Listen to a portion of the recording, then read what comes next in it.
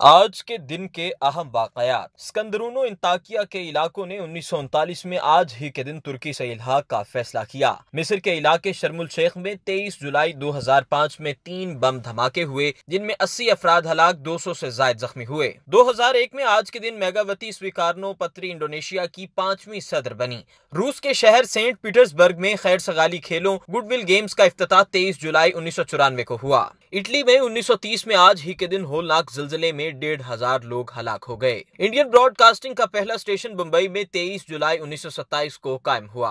23 जुलाई 1829 में टाइपोग्राफर के नाम से मशीन के हुकूक विलियम ऑस्टन बर्ड के नाम पर महफूज हुए। आगे चलकर इस मशीन का नाम टाइपराइटर पड़ा। 1952 में जमाल अब्दुल नासिर की क़यादत में मिस्री फौज ने आज के दिन 1952 में शाह फारूक को माजूल कर दिया। अगर आपने अभी तक हमारा चैनल सब्सक्राइब नहीं किया तो अभी सब्सक्राइब करें और बेल आइकॉन को क्लिक करके हमारी लेटेस्ट वीडियोस के बारे में अपडेट जानें।